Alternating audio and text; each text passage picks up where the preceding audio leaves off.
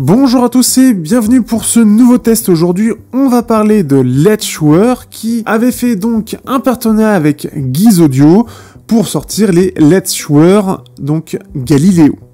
Ils sont vendus environ 100 € sur Ifigo. Si vous êtes intéressé, vous avez le lien dans la description. Et donc on va parler de ces intras qui sont des dual drivers et qui donc apportent, au-delà d'un driver dynamique, un driver Sonion pour les aigus et avec une signature qui est assez orientée mid-centric, donc tout ce qui est orienté médium, les voix, etc. Et on va voir ce que ça vaut face à des intras un petit peu plus récents, par exemple les Letchworth DZ4. C'est parti. Je remercie aussi l'abonné qui me permet de tester ces intras et me faire mon propre avis dessus, puisque je n'avais pas eu l'occasion de les tester.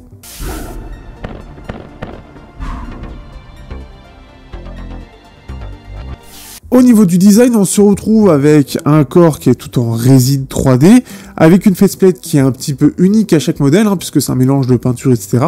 Donc c'est assez joli. Le mélange, lui, les couleurs choisies sont peut-être pas les meilleures, mais je trouve que globalement, c'est un petit effet sympathique. Le corps, lui, est assez opaque, même si dans le fond, il est transparent, ce qui fait qu'on va voir, on voit un petit peu le design.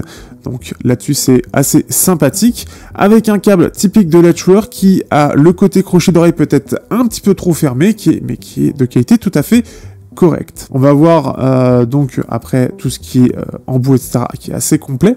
Ce sont donc avec une connexion qui est 2 pins et des embouts. Alors on va avoir 2 types d'embouts qui vont permettre de faire passer plus ou moins les voix, et donc c'est assez intéressant de ce point de vue-là. Le design est assez agréable, on va dire. On a quelque chose d'assez confortable, on n'a pas de crochet ou quoi que ce soit pour le côté oreille à l'intérieur, ce qui fait que c'est plutôt propre. Il n'y a pas grand chose à dire de particulier, mais c'est en tout cas bien fini.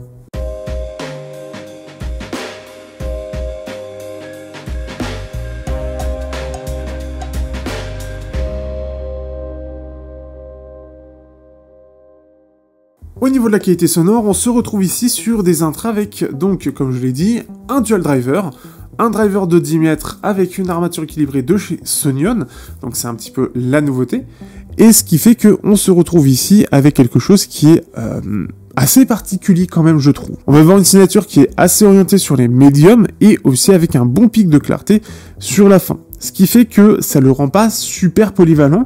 Tout ce qui va être un petit peu rock ou tout ce qui va être un petit peu métal, clairement, ça va pas le faire. Au niveau des basses, on va avoir une basse qui est assez en retrait, ça va vraiment se ressentir.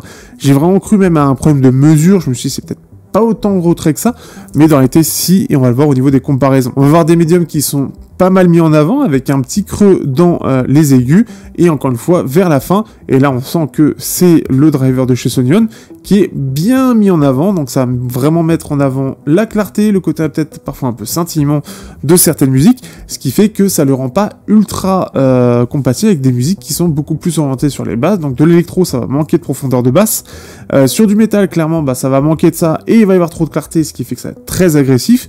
Là où j'ai trouvé que ça passait bien, c'est sur de la musique type ambiance, donc vous avez les liens de mes playlists dans la description pour vous donner une idée sur quoi je trouve que ça passe, et de la dub. La dub, ça demande justement quelque chose de relativement neutre, voire plus orienté sur les médiums, et c'est exactement le cas ici. On va quand même avoir parfois de temps en temps, je trouve peut-être parfois un peu de sibilant, surtout si on écoute un peu fort, ça peut arriver. On a quelque chose qui peut être assez fatigant, donc ce qui fait que ce sera pas forcément fait pour tout le monde. Je trouve quand même que le rendu manque un petit peu de quelque chose, je trouve que ça fait pas très naturel, et je pense que c'est dû au fait qu'au niveau des basses, on a quelque chose qui est assez vite en retrait. Ce qui fait que les voix vont manquer de corps, et aussi, donc du coup, un peu de naturel, je trouve. Ça va manquer aussi un peu d'impact, ça va manquer aussi un peu de détail, et la scène n'est pas extrêmement large. Je trouve que c'est globalement correct, mais ce n'est pas quelque chose d'incroyable en termes de son, c'est pas quelque chose qui m'a réellement retenu. L'isolation, elle, est plutôt bonne et heureusement, mais clairement, c'est pas le truc qu'on va écouter sur beaucoup de choses différentes.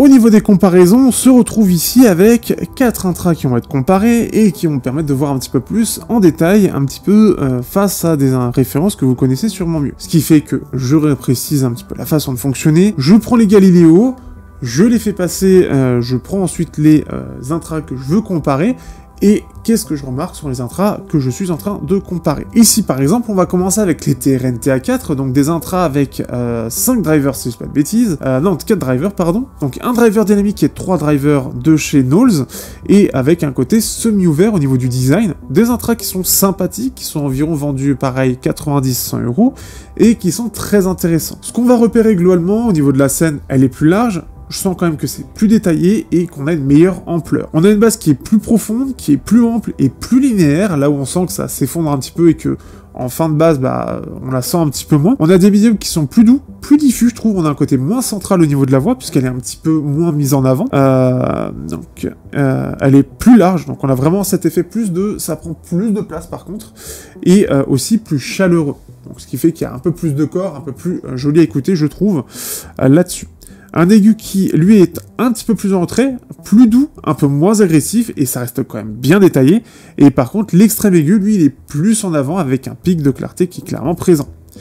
Donc là-dessus, ça se ressent, avec un côté un peu plus naturel au côté semi-ouvert, ce qui donne cette scène aussi qui est plus large. Si on compare avec les Let's Shure S12 Pro, donc ce sont des intras qui sont un petit peu plus chers, voire à peu près la même chose que les Galileo, mais ici c'est un driver planaire de 14 mm, dans un design très compact en métal, qui est assez réussi. Là-dessus, on va ressentir tout de suite qu'on a une scène qui est plus large, que c'est plus ample et que c'est un petit peu plus détaillé. La basse, elle est un peu plus profonde, un peu moins élevée dans la mid-basse. On sent que c'est vraiment plus en dessous des 100 Hz que ça se ressent là-dessus, au niveau de la basse.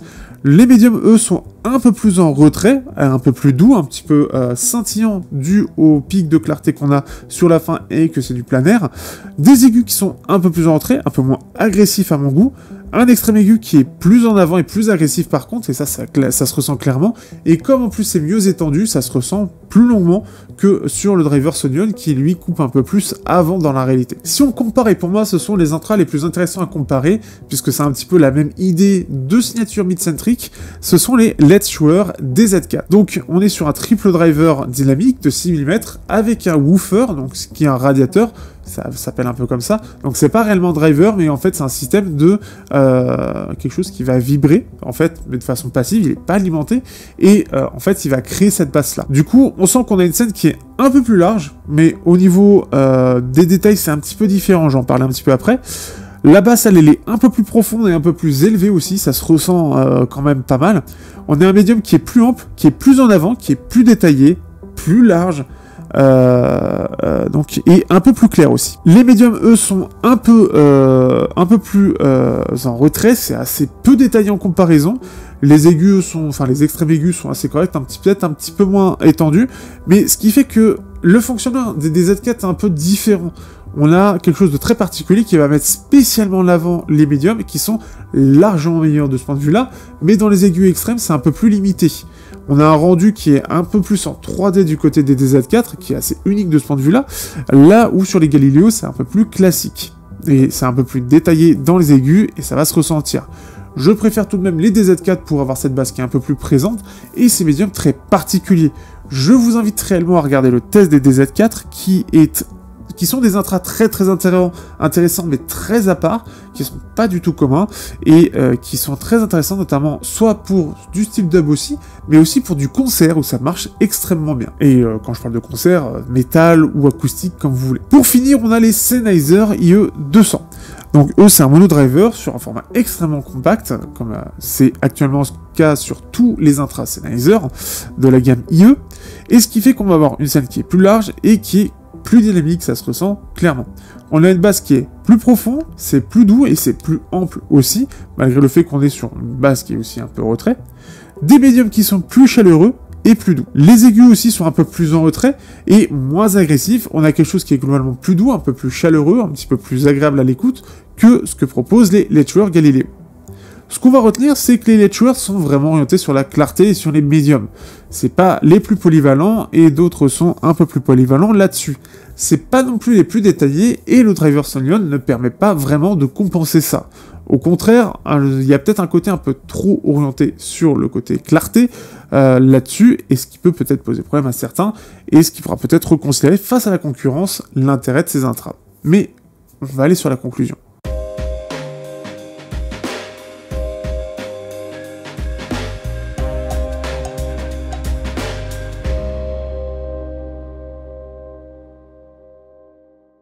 Du coup, que penser de ces lectures Galileo? Je les trouve intéressants, mais sans plus quand même. Je trouve qu'il y a des références qui sont plus intéressantes, et dès ma première écoute, j'ai trouvé que il manquait quelque chose. Et c'est clairement, ça a été mon ressentiment tout le long du test. Il manque quelque chose à ces intras pour les trouver vraiment agréables. Là où les DZ4 avaient ce côté très très particulier, une approche qui est assez unique, clairement on peut retrouver des musiques où réellement ils vont briller complètement. Les Galileo, eux, sont pas dans ce cas-là, dû au fait qu'on a une basse qui est vraiment trop en retrait. Et même sur la profondeur, clairement, ça va manquer. Ce qui fait que ça va manquer aussi d'ampleur, et ça va manquer un peu de vie. C'est clair, c'est net, c'est plutôt détaillé, mais je trouve que ça manque un peu, à mon sens, de naturel, avec ce côté un peu trop orienté sur la clarté, ce qui fait qu'on a quelque chose d'assez détaillés sur le côté médium, mais techniquement ils sont pas aussi détaillés que ça face à la concurrence, et bah ça manque un petit peu de polyvalence. Dès qu'on veut sortir un petit peu de d'autres styles, je trouve, bah c'est pas super amusant à écouter. C'est sympathique, ça passe, mais c'est pas très amusant. Du coup il manque ce truc là, et ce qui fait que je trouve que les Galileo sont sympas, mais me font pas vibrer spécifiquement. Je trouve qu'il y a des intras qui sont beaucoup plus intéressants ailleurs. Je pense par exemple au TRNTA4, qui ont un côté un peu plus polyvalent, et qui ont un côté plus naturel. Surtout, j'aime bien le côté un peu chaleureux des voix, ici ça manque clairement, ça fait des voix qui sont assez fines, et qui manquent un peu de vie pour quelque chose qui sont censés être mis en avant. Les IE200, là-dessus, je trouve qu'ils sont plus intéressants, par exemple, de ce point de vue-là, et ça les rend plus polyvalents, tout en ayant ce côté mid-centrique spécifiquement en termes de signature. Ce qui fait que c'est un peu dommage. Alors on est à 50 € de plus certes, mais c'est un meilleur investissement à mon goût. J'espère que vous aurez apprécié ce test, et surtout n'hésitez pas à dire ce que vous en pensez. N'hésitez pas à liker, partager, commenter, et on se dit à bientôt pour de prochains tests sur Technoid.